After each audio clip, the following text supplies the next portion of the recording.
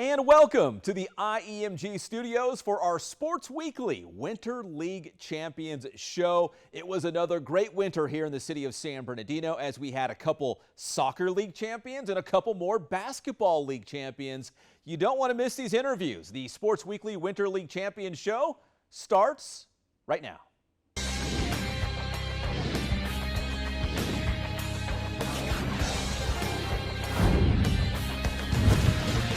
And welcome to IEMG's very special Sports Weekly as we celebrate the Winter League champions here in the city of San Bernardino. It was another strong season for our local soccer teams, including these guys, San Gorgonio Boys Soccer, your San Andreas League champions this year. And we got Coach Adrian Villalobos, some of his star players as well this season. And Coach, first off, man, what another great season for San G Boys Soccer. We talked about this before the year even began, that you guys were so great the previous season, winning CIF and the SoCal Regional and all that they bumped you up to Division II. Like, things just got harder for you guys this year, didn't it? Yes, definitely. When it came to playoffs, it was very tough from the get-go, but it was still an amazing season. We talk about like last year when we won it all and won everything, we lost 3 games, and this season we only lost 2 games. So I mean, it was an amazing season. And, you know, we had our ups and our downs, but we were very consistent. So winning the San Andreas League title, San Andreas is good for boys soccer. I mean, there's some good programs in there. What did it mean to you guys just to hang another league title banner? Honestly, it was a pretty good accomplishment, especially since we won the league last year as well. So we got moved up to the middle league. And now we're going to be in the top league. But like Sunkist next year? Sunkist. But like you said, I mean, There's teams from any of the leagues that any given year can make a good run. There's a good soccer around here. So now the goal is to go for the three-peat. What was the challenges maybe coming off a CIF championship season, coming back this year that, you know, there's some new guys, it was a new team. How do you get focused again and, you know, try to make another run like you guys? I mean, it was a great season, but how do you get these guys, you know, dialed in that, hey, last year was last year, and that was last year's team. We gotta come together and try to do it all over again.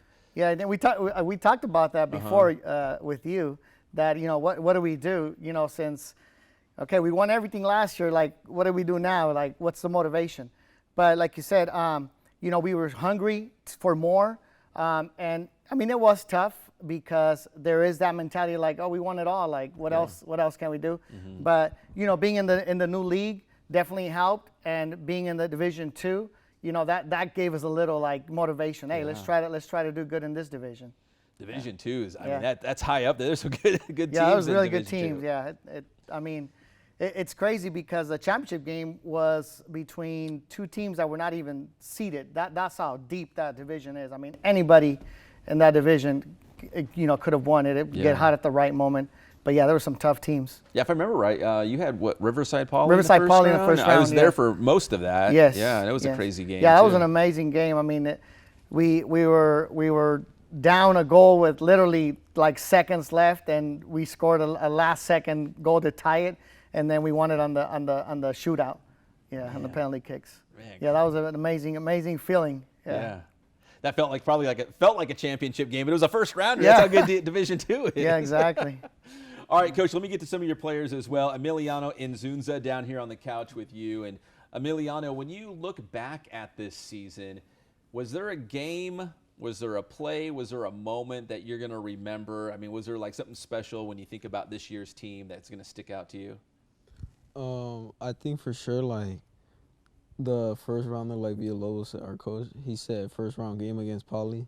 I mean, we were literally down 1 goal, and there was like, 30 seconds left, like, and then out of nowhere, like, a miracle happens, and one of our best players, our captains, Elvin, he just headers in like over the goal, and it was just like crazy, and we just all ran in, and we ended up winning that game in penalties. But that game just felt like a championship game, to be honest. It was crazy. Yeah, I saw that. In fact, we had it on video. I'm like, how did Elvin get that header? It somehow went over the goalie's head. Right over. I was like, how did that happen? Emiliano, I don't have your whole schedule from this past season in front of me, but You know, how many times did you guys have to maybe come back at the end of a game and win it? Or did you guys have the lead a lot of the times and you just tried to hold on to that lead and finish off and get some W's? We had to be honest. It was like we had like a lot of ties to this season, but I think like we were most of the time we were up like 1 goal, and then like if it was like a tie game or we were losing, like we came back like or we went to penalties or something like. But yeah.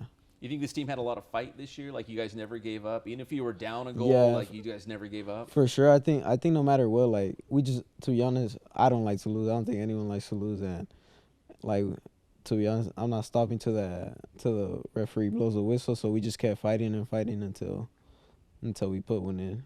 I love that. That's a good fight right there. All right, Emiliano, let's pass the microphone to the back row. I'll start on the back left over here. Eleazar Villegas playing up top here for Coach Villalobos. First off, Eleazar, the buckle, man. You got a Sanji huge buckle over there. Oh, yeah. What's the story behind that? Man, it's just like the pride of being a student athlete in San Gorgonio. Like, it's just like San Gorgonio, man. Like, we won last year, we won this year with the league champs. We were Oak Hills tournament. We won it. Yeah. And that motivated me to get this buckle.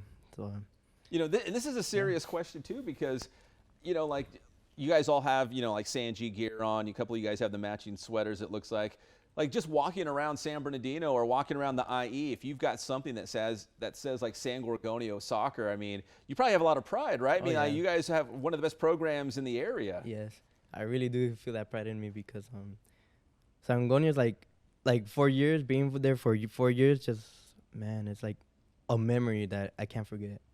Man, it was awesome run. Now, hold on to the microphone, Eleazar. I got another question for you, and I know Anthony Solis, we don't want him stressed out over here, but you're going to get the same question, Anthony, so listen up. So, Eleazar, same thing like I asked Emiliano, was there a game, a moment this year that you're going to remember? So, like years from now, when you look back at this year's team, this year's league championship team, was there a play, a moment, a goal, a game, something that when you look back, you're going to remember about this year's season? Versus San Gorgonio versus Kaiser, where I scored 4 goals.